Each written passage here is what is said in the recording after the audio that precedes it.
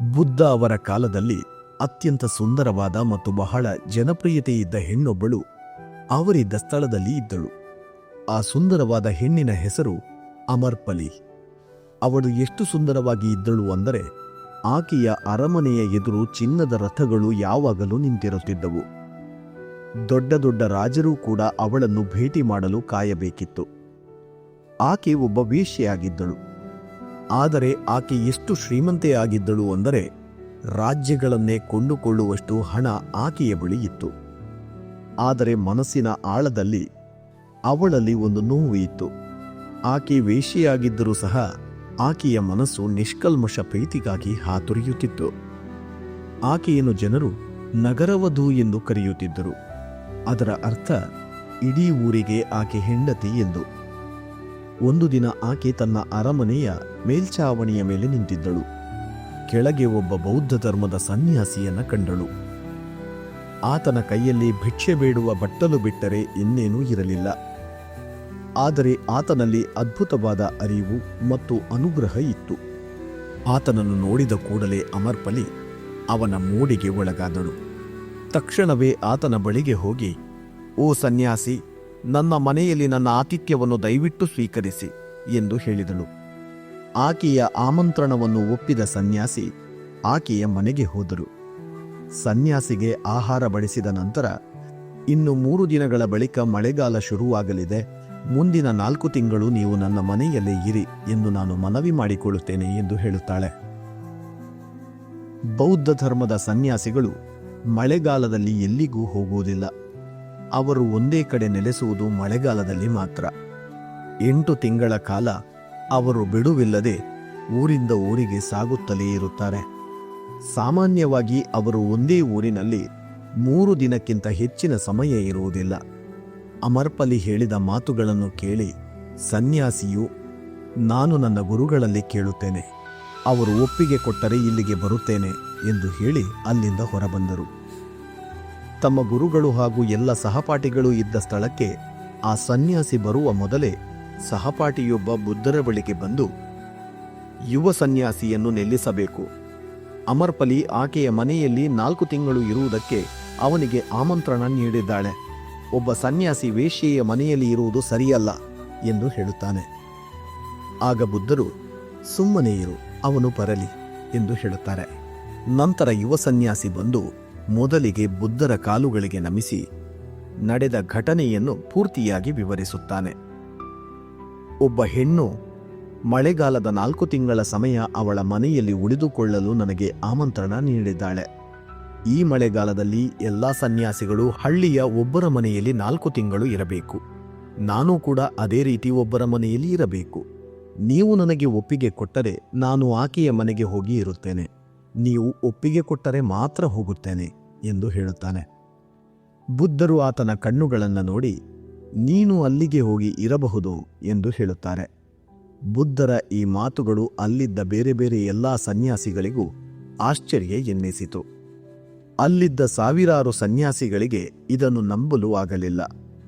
ಬುದ್ಧರು ಒಬ್ಬ ಸನ್ಯಾಸಿಯನ್ನು ಒಬ್ಬ ವೇಶ್ಯೆಯ ಮನೆಯಲ್ಲಿರಲು ಒಪ್ಪಿಗೆ ನೀಡಿದರು. ಆಗ ಒಬ್ಬ ಹಿರಿಯ ಸನ್ಯಾಸಿ ಎದ್ದು, "ಈ ಮನುಷ್ಯ ಸುಳ್ಳು ಹೇಳುತ್ತಿದ್ದಾನೆ. ಒಬ್ಬ ಹೆಣ್ಣು ತನಗೆ ಆಮಂತ್ರಣ ನೀಡಿದಳು ಎನ್ನುತ್ತಿದ್ದಾನೆ. ಆ ಹೆಣ್ಣು ಅಮರ್ಪಲಿ. ಅಮರ್ಪಲಿ ಹೆಣ್ಣಲ್ಲ, ಆಕೆ ವೇಶ್ಯೆ" ಎಂದು ಹೇಳುತ್ತಾನೆ. ಆಗ ಗೌತಮ ಬುದ್ಧರು, "ನನಗೆ ಗೊತ್ತು. ಅವನು ವೇಶ್ಯೆ ಎನ್ನುವ ಪದವನ್ನು ಬಳಸದೇ ಇದ್ದ ಕಾರಣ ಅಲ್ಲಿ ಹೋಗಿ ಇರಲು ನಾನು ಅನುಮತಿ ನೀಡಿದ್ದೇನೆ. ಆಕೆಯ ಮೇಲೆ ಅವನಿಗೆ ಗೌರವ ಇದೆ" ಎಂದು ಹೇಳುತ್ತಾರೆ. 3 ದಿನಗಳ ನಂತರ ಆ ಯುವ ಸನ್ಯಾಸಿ ಅಮರ್ಪಲಿ ಮನೆಯಲ್ಲಿರಲು ಹೋಗುತ್ತಾನೆ. ಇನ್ನುಳಿದ ಸನ್ಯಾಸಿಗಳು ಆತನ ಬಗ್ಗೆ ಇಲ್ಲಸಲ್ಲದ ಮಾತುಗಳನ್ನಾಡಲು ಶುರು ಮಾಡುತ್ತಾರೆ. ಆಗ ಬುದ್ಧರು, "ನೀವೆಲ್ಲರೂ ಸುಮ್ಮನೆ ಇರಬೇಕು. 4 ತಿಂಗಳು ಕಳೆಯುತ್ತದೆ. ನನ್ನ ಸನ್ಯಾಸಿಯ ಮೇಲೆ ನನಗೆ ನಂಬಿಕೆ ಇದೆ. ನಾನು ಅವನ ಕಣ್ಣುಗಳನ್ನು ನೋಡಿದ್ದೇನೆ. ಅವುಗಳಲ್ಲಿ ಆಸೆ ಇರಲಿಲ್ಲ. ಆದ್ದರಿಂದಲೇ ನಾನು ಅವನಿಗೆ ಅನುಮತಿ ನೀಡಿದೆ. ಒಂದು ವೇಳೆ ಸನ್ಯಾಸಿಯ ಧ್ಯಾನ ಆಳವಾಗಿದ್ದರೆ ವೇಶ್ಯೆಯನ್ನು ಅವನು ಬದಲಾಯಿಸಬಹುದು. ಸನ್ಯಾಸಿಯ ಧ್ಯಾನ ಆಳವಾಗಿಲ್ಲದೆ ಹೋದರೆ ವೇಶ್ಯೆ ಅವನನ್ನು ಬದಲಾಯಿಸಬಹುದು. ಇದು ಧ್ಯಾನ ಮತ್ತು ದೈಹಿಕ ಆಕರ್ಷಣೆಯ ನಡುವಿನ ಪ್ರಶ್ನೆ. 4 ತಿಂಗಳು ಕಾಯಿರಿ ಎನ್ನುತ್ತಾರೆ. ಬುದ್ಧರು ಈ ರೀತಿ ಹೇಳಿದರೂ ಸಹ ಅವರ ಹಿಂಬಾಲಕರು ಬುದ್ಧರು ಅತಿಯಾದ ನಂಬಿಕೆ ಇಟ್ಟಿದ್ದಾರೆ. ಈ ಸನ್ಯಾಸಿ ಬಹಳ ಚಿಕ್ಕವನು, ಅಮರ್ಪಲಿ ಸುಂದರವಾಗಿದ್ದಾಳೆ, ಬುದ್ಧ ಬೇಡದೇ ಇರುವ ಅಪಾಯವನ್ನು ಎಳೆದುಕೊಂಡಿದ್ದಾರೆ ಎಂದುಕೊಳ್ಳುತ್ತಾರೆ. ಕೊನೆಗೆ 4 ತಿಂಗಳು ಕಳೆದು ಹೋದವು. 4 ತಿಂಗಳ ಬಳಿಕ ಆ ಯುವ ಸನ್ಯಾಸಿ ಬುದ್ಧರ ಬಳಿ ಬಂದು ಅವರ ಪಾದ ಮುಟ್ಟಿ ನಮಿಸಿದನು. ಆತನ ಹಿಂದೆಯೇ ಅಮರ್ಪಲಿ ಸಹ ಬಂದಳು. ಅವಳು ಕೂಡ ಬುದ್ಧರಿಗೆ ನಮಿಸಿ, ನಾನು ಈ ಸನ್ಯಾಸಿಯನ್ನು ಆಕರ್ಷಿತಗೊಳಿಸಲು ಸಾಕಷ್ಟು ಪ್ರಯತ್ನ ಮಾಡಿದೆ, ಆದರೆ ಅದೆಲ್ಲವೂ ವ್ಯರ್ಥವಾಗಿ ಹೋಯಿತು. ಆದರೆ ಆತ ನಿಜವಾದ ಜೀವನ ಎಂದರೆ ನೀವು ನಿಜವಾಗಿಯೂ ಯಾರು ಎನ್ನುವ ಸತ್ಯವನ್ನು ಕಂಡುಕೊಳ್ಳುವುದು ಎಂದು ನನಗೆ ಅರ್ಥ ಮಾಡಿಸಿದರು. ಈಗ ನಾನು ನನ್ನ ಬಳಿ ಇರುವ ಎಲ್ಲವನ್ನೂ ಸನ್ಯಾಸಿಗಳ ಸಮುದಾಯಕ್ಕೆ ಕೊಡಲು ಬಯಸುತ್ತೇನೆ ಎಂದು ಹೇಳುತ್ತಾಳೆ. ಸಮಯಗಳು ಉರುಳಿದ ಹಾಗೆ ಬುದ್ಧರ ಹಿಂಬಾಲಕರಲ್ಲಿ ಅಮರ್ಪಲಿ ಸಹ ಮಹಿಳಾ ಸನ್ಯಾಸಿನಿಯಾಗಿ ಜ್ಞಾನ ಸಂಪಾದನೆ ಮಾಡಿದರು ಎನ್ನಲಾಗುತ್ತಿದೆ.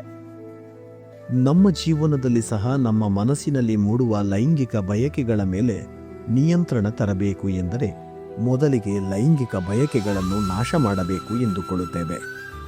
ಆದರೆ ಲೈಂಗಿಕ ಬಯಕೆಗಳನ್ನು ಹೊರಹಾಕುವ ಬದಲು ನಾವು ಅದರ ಭೋಗಕ್ಕೆ ಒಳಗಾಗಿ ತೃಪ್ತಿಪಡಿಸಿಕೊಳ್ಳುತ್ತೇವೆ. ನಾವು ನಮ್ಮ ಮನಸ್ಸನ್ನು ನಿಯಂತ್ರಣದಲ್ಲಿ ಇಟ್ಟುಕೊಳ್ಳಲು ಸಾಧ್ಯವಾಗದ ಕಾರಣ ಇಂದಿನ ಯುವ ಪೀಳಿಗೆಯವರು ಪ್ರಕೃತಿಗೆ ವಿರುದ್ಧವಾಗಿರುವ ಲೈಂಗಿಕ ಕ್ರಿಯೆ ಹಸ್ತಮೈಥುನ ಮಾಡಿಕೊಳ್ಳುತ್ತಾರೆ.